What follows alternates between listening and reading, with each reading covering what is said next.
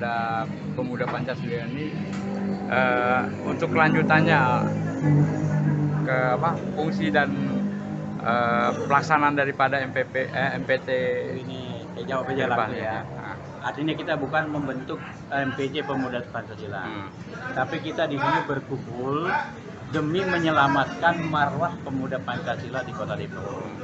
Kebetulan tadi saya ditelepon sama mantan sekretaris saya, saudara Randy, mantan bendahara saya, dan juga ini Mile Martekena ditelepon untuk datang ke sini. Artinya bahwa menanyakan tentang kesiapan saya, masih siap atau tidak untuk menjadi ketua MPC demi menyelamatkan pemuda Pancasila di Kota Depok. Kebetulan juga Bung Ramoy juga hadir di sini. Ini adalah sekretaris, ini ada sekretaris saya dua nih, Bung Ramoy, Randy, ya ada dua di sini hadir. Ya, namanya saya, mana sekretaris saya ada di sini. Masa sih saya ditelepon nggak datang, nanti dibilang kok sombong banget sih begitu. Nah, kalau ditanya untuk kesiapan, memang banyak dari PAC yang sudah datang ke rumah saya. Ya, ke rumah saya, bahkan bukan untuk menjadi ketua MPC, menawarkan untuk membuat mosi tidak percaya kepada ketua MPC yang sekarang, ya. Tapi saya tetap masih menolaknya. Saya mau lalu prosedur yang benar, melalui muscap yang benar, MPW mengirim atau mengirim utusannya juga yang benar, sesuai dengan ADRT. Nah, kebetulan hari ini berkumpul nih. Hari ini berkumpul, ini hari apa ya? Hari Selasa berkumpul demi marwah pemuda Pancasila di Kota Depok yang selama ini sayup-sayup terdengar. Ya, saya merasa miris. Pemuda Pancasila saya besarkan bersama Bung Ramoy, bersama Bung Randy, bersama Bung Deden. Kok sekarang seperti ini gitu? Tidak ada marwahnya. Makanya saya merasa terpanggil, ayolah kita besarkan kembali pemuda Pancasila di Kota Depok ini. Itu dari perkenalan saya. Mungkin kalau mau minta konfirmasi kepada sekretaris saya ada dua nih, Bung Ramoy dengan Bung Randy. Silakan aja diminta. Silakan Bung Ramoy. Oke, untuk Bung Randy sendiri, Jangan main tolak-tolakan. Masa berakhirnya Ketua Pemuda Pancasila saat ini Bung Tisno, yaitu pada saat 2023. Oleh sebab itu banyak teman-teman yang mencoba mengumpulkan kita untuk duduk bareng ke depan, bagaimana mereka mau mencalonkan.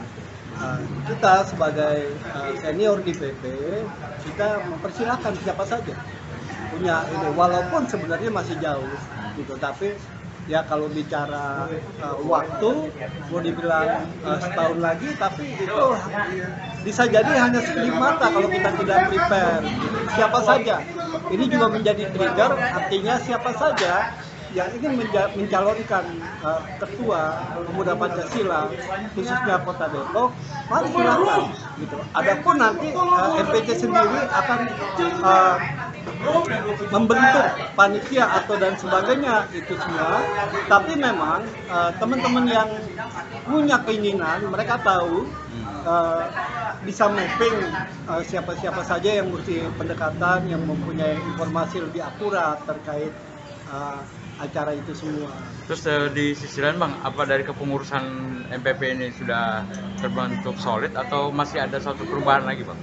Ya, kalau dibilang solid atau program berjalan atau tidak, yang namanya kepengurusan itu, apalagi terakhir kemarin itu ada kendala COVID ya, jadi bisa kepotong berapa tahun gitu, 2 tahun gitu. Ya ada plus minusnya. Setiap kepengurusan itu pasti ada plus minusnya. Yang namanya calon siapapun itu pasti dia ingin merubah. Pasti dia punya jadwal ingin adanya satu perubahan. Terus dari harapan ini apa sih motivasi kedepannya Bang? Saya berharap siapapun itu ya ke depan PP Depok khususnya bisa menginspirasi PP di Jawa Barat dan bisa mensejahterakan juga anggota PP-nya lebih solid lagi, lebih memahami kaidah-kaidah Pancasila gitu, lebih kuat gitu. Sehingga PP sebagai garda terdepan. Oke, ya siap. Terima kasih Bang. Siap. Pertanyaannya seperti apa Pak dalam pelaksanaan MPC ini? Kalau di Pemuda Pancasila itu adanya musyawarah cabang namanya Muscap.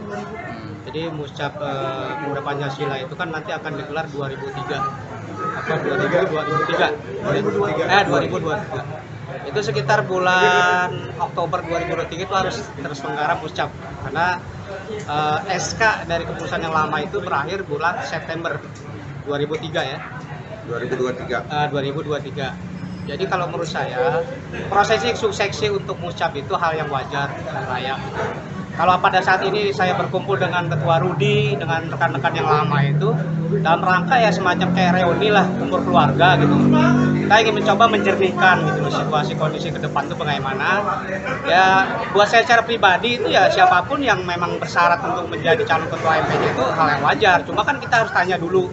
Karena persiapan 2003 itu kan nggak lama gitu. Sebentar lagi setahun kita tidur aja besok udah berubah tahun kan.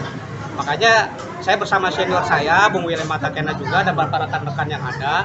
Ayo kita kumpul, kita mencari musyawarah yang terbaik. Bukan berarti yang lain tidak baik gitu. Tetap yang lain juga baik. Cuma kita tanyakan dulu kan. Ada mantan ketua, ada ketua yang lain gitu. Saya cuma pesankan dulu jangan sampai kita Muscap nggak nanya dulu sama yang lebih tua juga yang pernah menjabat sebagai ketua kan gitu. Kayak Ketua Rudi kan bagaimanapun juga mantan ketua. Ya bolehlah kita tanyakan dulu siap atau tidaknya dia. Masa ditanya beliau siap nggak ada masalah, yang lain juga boleh mencalonkan juga nggak ada masalah. Tapi yang memenuhi syarat ya harus ada sertifikasi kan seperti itu diktat kaderisasi persyaratan seperti itu. Karena saya juga berapa kali menjadi steering committee dan sebagainya. Nah saya mantan sekretarisnya dia waktu periode yang sebelumnya dua periode pertama Rendri, sekretaris periode keduanya saya. Jadi nggak ada masalah. Jadi intinya Muscap yang akan datang itu akan ada satu pembenahan lagi yang baru. Bukan berarti yang lain tidak bagus gitu ya. Iya, terima kasih Pak. Kita beralih ke Bang Edi. Ya, Bang Edi. Harapan ke depan Pak. Semoga pemuda Pancasila makin baik lagi. Itu harapan kita semua sebagai kader pemuda Pancasila. Ya kalau sekarang dilihat itu ya memang udah bagus, tapi alangkah baiknya nanti dibaguskan lagi. Oke, iya siap. Terima kasih. Ya, Oke.